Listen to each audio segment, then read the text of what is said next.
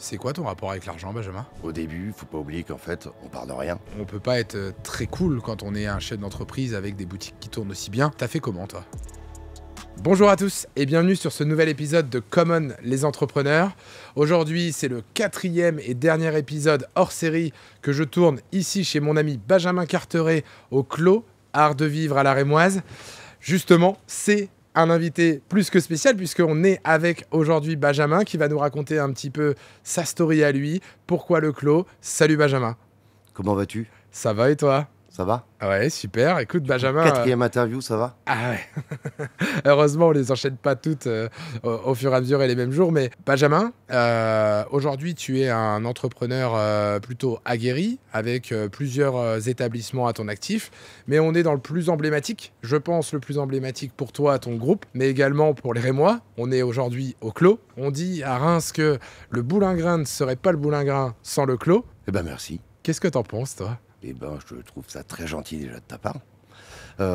Après, alors, je sais pas si c'est vrai ou pas, mais en même temps, c'est vrai que quand j'ai ouvert, il n'y avait pas beaucoup d'établissements. On était 5-6, je crois, de mémoire. Et puis, j'aimais beaucoup ce quartier avec le marché. Donc, du coup, voilà. J'ai trouvé ce lieu qui, en même temps, m'a trouvé aussi. Donc, je me suis dit, allez, c'est parti. Benjamin, on connaît tous, sans exception, tous les Rémois connaissent le Clos, même au-delà de Reims. Mais c'est vrai qu'on ne connaît pas beaucoup Benjamin Carteret. Qui tu es, Benjamin? Alors du coup, oui, c'est marrant ça, oui. En fait, je veux pas beaucoup me montrer, moi, j'aime pas trop. C'est pas mon objectif. Je suis quelqu'un qui aime bien s'amuser, qui aime bien vivre et qui aime bien créer.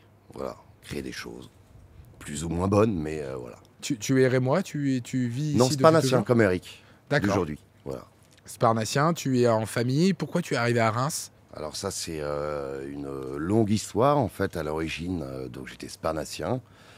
Après, j'étais au lycée Saint-Joseph à Reims. Donc, ensuite, j'ai fait mes études de droit, et enfin, mes études 6 mois de droit. Et après, en gros, on m'a invité à travailler au Vrai Journal sur Canal+. Donc, c'était mon premier travail. Donc, j'ai travaillé au Vrai Journal pendant 1 an et demi. Et puis, je suis parti à l'étranger. J'ai refait des études. J'ai retravaillé dans l'audiovisuel et ensuite je suis revenu à Reims. Parce que ma femme, en fait, étant œnologue, compliqué d'être œnologue, en fait, à Paris. Ok, et du coup, en arrivant à Reims, pourquoi t'as pas continué dans l'audiovisuel, dans tout ça? Alors, si j'ai commencé, en fait, j'ai ouvert avec un associé une boîte d'événementiel, on va dire, qu'on a failli planter en 3 mois. Quand je suis arrivé direct, donc ça calme un peu. Et au final, on s'est repris. Cette boîte d'événementiel, on l'a transformée en boîte de déco. Donc là, on a refait pas mal d'établissements en France. On a refait les bars du VIP Room à Paris, avant. On a refait des bars dans le sud, des bars de montagne, des boîtes de nuit de montagne. Et ensuite, après, j'en ai eu marre. Et du coup, j'ai créé le Clos. C'est un projet que j'avais déjà depuis très longtemps. En fait, je voulais créer un bar à champagne, ambiance un peu Kiki de Montparnasse, 1930, avec en gros un côté jovial sur le champagne et pas du tout un côté en mode branché. En fait, je voulais redonner un peu le côté festif du champagne. Aujourd'hui, nous, on voit le Clos comme ça, comme il est, hein, comme il est filmé là aujourd'hui. C'était déjà comme ça? Non, en fait, pas du tout. Quand je suis arrivé, c'était vraiment à peu près rasé. Enfin, pas rasé, mais il n'y avait pas... Tous les murs étaient un peu destroy. C'était une réserve par rapport à une société qui faisait en fait de l'événementiel. Le bar, le bar en fait, on va dire mythique de devant, c'était un magasin de télé. Donc du coup, en fait, j'ai tout changé. J'ai commencé par le bar intérieur. Ensuite, après, j'ai ouvert la terrasse.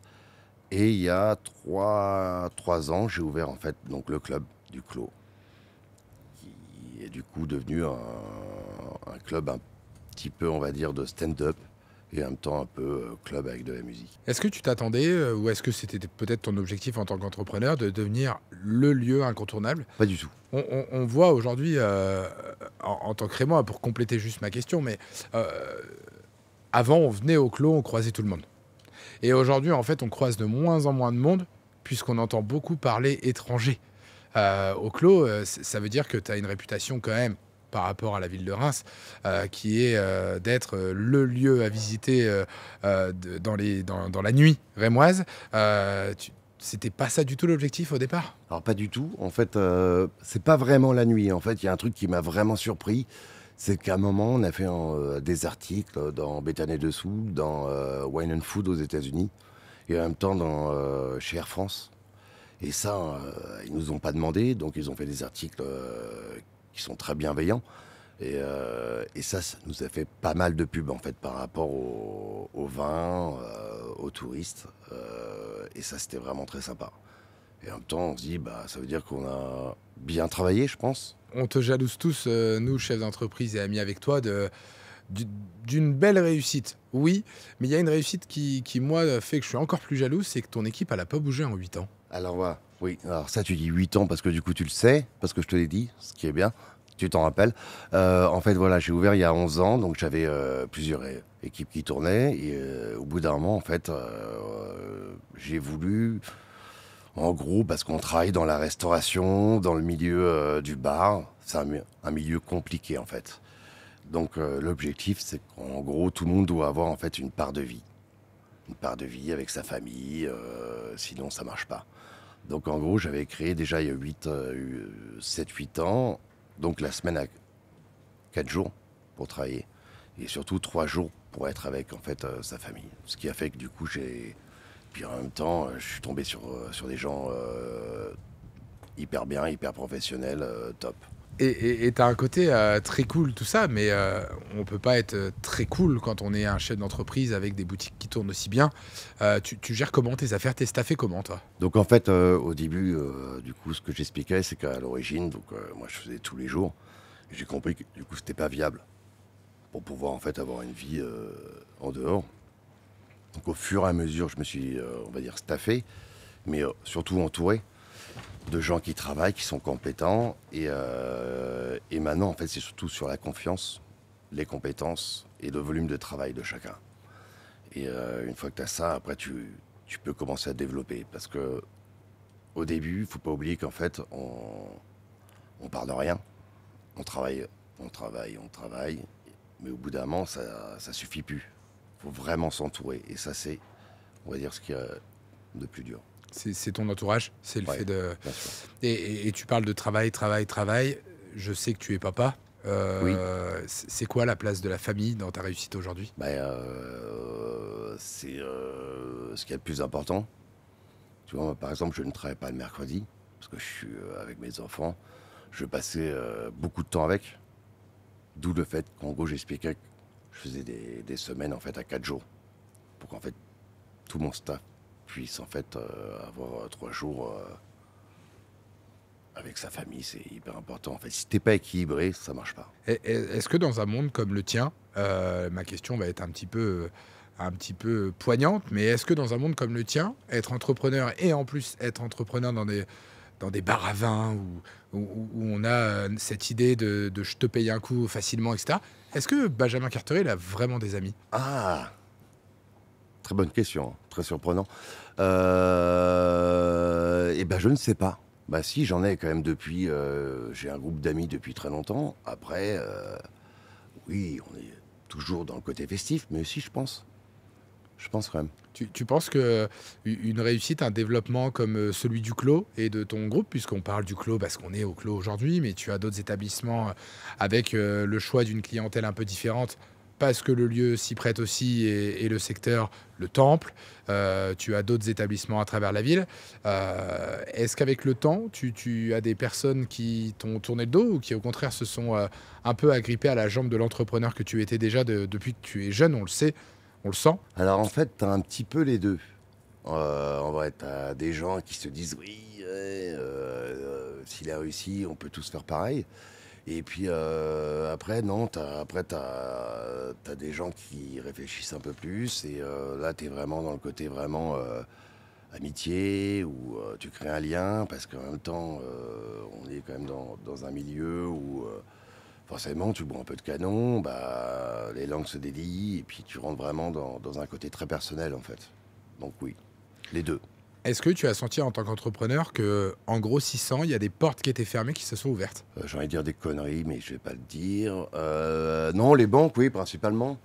Les banques, et puis après, d'autres personnes qui ont très bien réussi, qui du coup te regardent différemment. Parce qu'au début, c'est vrai que moi, quand j'ai ouvert, tout le monde pensait que ça serait un bar étudiant tout pourri. Quand j'ai ouvert au tout début, donc tout le monde m'a regardé comme ça, au boulingrin. Et puis au final, après, avec le travail, on a réussi à faire ça, ce qui est très cool. Et puis en même temps, faut pas oublier qu'au boulingrin, tu as quand même des gens qui travaillent hyper bien. Tu as le vélo, tu as le petit comptoir, tu as la table des halles. Enfin, tous les restaurants qui sont à côté, copains comme cochon, enfin voilà, c'est super en fait. Donc après, du coup, tout le monde s'entraide et non, maintenant, non. Est-ce que ça te rajoute une pression supplémentaire, toi, en tant qu'homme, d'avoir un des établissements qui fonctionne le mieux? Non, pas du tout.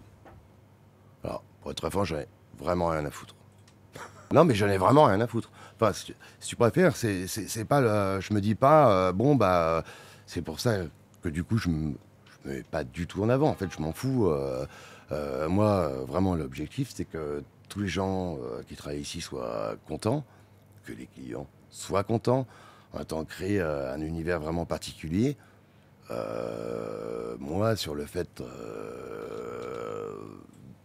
moi-même, je m'en fous en fait. L'objectif, en fait, je suis épanoui si tout marche bien en fait. Mais Est-ce que pas, il n'y a pas d'ego, enfin, je m'en fous en fait. aujourd'hui, on a tous le clos en tête, on a tes autres affaires dont on parlait juste avant, etc. L'audiovisuel, t'as complètement lâché? Non, non, pas du tout en fait, parce que du coup, je me suis associé avec une société de boîte de production qui s'appelle Boîte Life Film. Désolé pour mon anglais, qui est en fait une société à Paris où on a déjà fait un film sur Netflix avec Gaston Bide. Là, on vient de finir un tournage qui va être dans les salles en 2026. Et en même temps, là, j'ai une autre société de production avec mon directeur, Adrien Miroir, et Pascal Demelon, Cyril Javazoni, Anthony Guerrero, où là, on va produire en fait des jeunes artistes. En même temps, on va faire une émission aussi humoristique qu'on va sortir pour l'année prochaine, et en même temps aussi sur le cinéma, les films.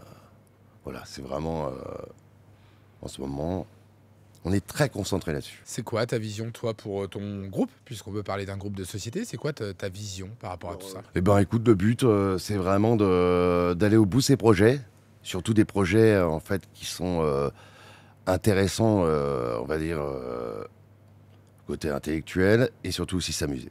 Il faut que ce soit des projets qui, en gros, donnent envie d'y aller. Sinon, bah, pas d'intérêt. Tu m'as dit que tu avais commencé financièrement de rien, quasiment. Ouais. Aujourd'hui, que tu as plus. C'est quoi ton rapport avec l'argent, Benjamin? Alors déjà, je vais pas te dire que je m'en fous pas parce que ça serait un mensonge comme tout le monde en fait. Mais le but, en gros, c'est de réinvestir dans des projets justement qui m'amusent, qui me font plaisir, et surtout de pas être le plus riche du cimetière. Ça sert à rien. Moi, je suis pas dans le genre tu mets de côté. Non, le but c'est vraiment s'épanouir.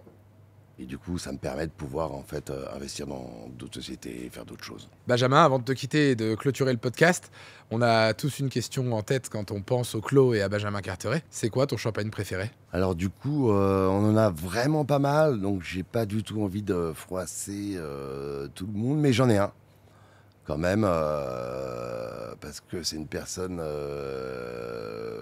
enfin ce champagne-là m'a en gros permis de redécouvrir en fait le champagne. Et c'est un champagne un peu complexe à boire, mais qui je trouve est incroyable. Donc c'est le champagne Solos.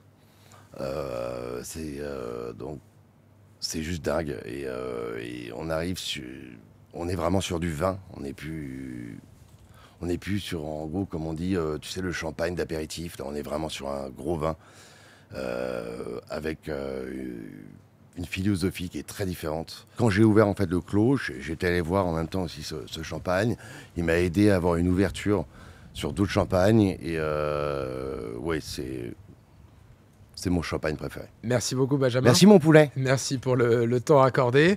La communauté Common, aujourd'hui, après 4 épisodes au clos, va s'orienter vers d'autres types business et d'autres conseils. N'hésitez surtout pas, si vous avez besoin qu'on aborde des sujets entrepreneuriaux, mindset, mental et autres, vous commentez toutes les vidéos que vous pouvez commenter. Common.